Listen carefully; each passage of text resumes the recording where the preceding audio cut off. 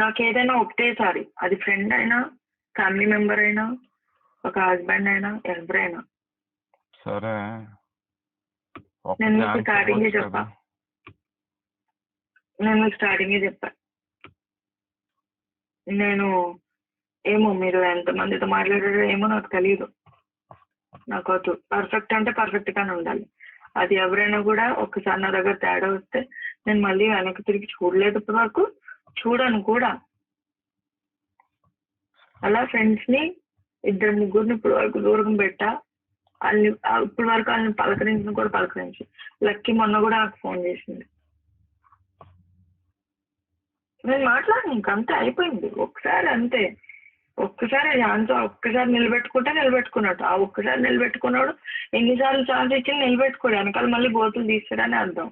సరే నువ్వు అనేది రైటే కానీ నా బుద్ధి తక్కువైపోయి మొన్న నిన్న ఎందుకు నేను ఫోన్ చేశాను మాట్లాడదామని. ఇప్పుడు ఏదో మాట్లాడితే ఏదో ప్రూఫ్ అన్న మా వాళ్ళకు కూడా తెలుసు. అయ్యో ఏం లేకుండా ఏముందని మాట్లాడతారు, దేనికి మాట్లాడతారు. మా డాడీ ఎలా పెళ్లి చేశారో, ఎక్కడి నుంచి తీసుకొచ్చి చేశారో, ఆయనకి ఇంకా అప్ ఎంత మొత్తం అకౌంట్ లిస్ట్ లో మొత్తం చూపిస్తారు మా డాడీ. నాకేం తెలుసు అది అంత బల్ల గుద్దినట్టు. ఎవరి మాటలు పట్టుకొని ఏదో మాట్లాడేస్తే ఎలా అవుతుంది? ఇది పెళ్ళి అనుకుంటున్నారా, ఆటలు అనుకుంటున్నారా? బొమ్మల పెళ్ళి అయితేమన్నా అది నాకు అంత కంపు చేసేసావు కదా. అంటే నువ్వు చూసావా దాన్ని నువ్వు అది నిన్ను చూసిందా, లేకపోతే డైరెక్ట్ గా చూసి మాట్లాడిందా? అసలు అది నిజంగానే రోజా భారతీయ కాదా? ఇవన్నీ నేను కనబెడతాను. ఇప్పుడు సోషల్ మీడియాలో రోజా భారతి అని కొడితే నాకు ఈ రోజు వచ్చేస్తే బోల్లని, ఎందుకంటే ఆమెను ఫాలో అవ్వకపోయినా కూడా ఆమెకి కొడితే వచ్చేసి.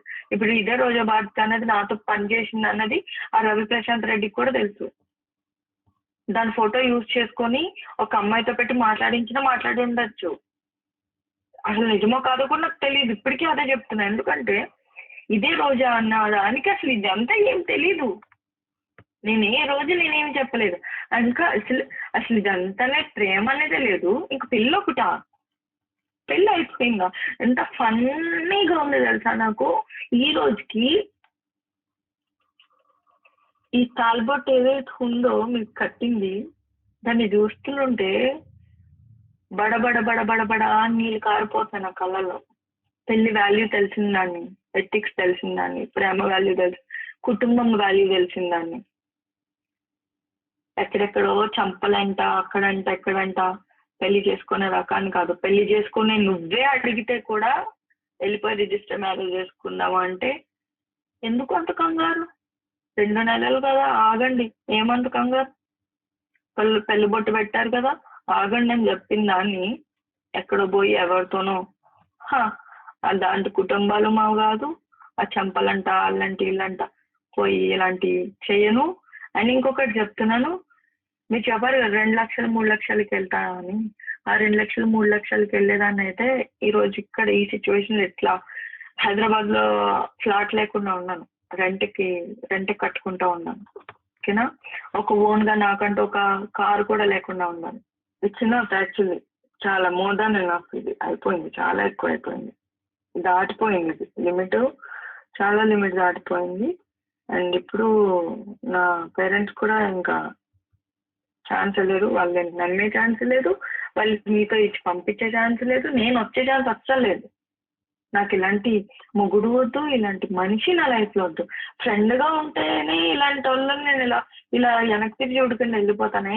అలాంటిది ఒక మొగుడు అంటే అలాంటి పరిస్థితిలో జీవితాంతం ఎట్లా మోస్తాను అనుకున్నారు. ఇప్పుడు ఏదైతే నా మీద వేసారో అవన్నీ డెఫినెట్ గా రావు. కానీ అదే అల్లని తీసుకొని వచ్చి మొత్తం అందరి ముందు నేను చెప్పించగలను. ఒకవేళ నేను చెప్తున్నాను కదా, ఆమెకి ఇవన్నీ తెలీదు. పాపం అసలు ఆమెకి ఇవన్నీ తెలీదు. నేను ఏ రోజు చెప్పలేదు, నేను షేర్ చేసుకోను. ఎవరో పోయి ఇలా ఒక సైకో ఉన్నాడు, ఒక సైకో నా వెనకాల ఇలా తిరిగాడు, పెళ్లి ప్రేమ అన్న మాట కూడా రోజాకు నేను చెప్పుకోలేదు ఏ రోజు. అలాంటిది ఆమె చెప్పిందంటే అది నేను నమ్మలేకపోతున్నాను. ఒకవేళ ఆమె నిజమైతే దాన్ని లాక్కొని వచ్చి అది చెప్పాల్సిందే, ప్రూవ్ చేయాల్సిందే.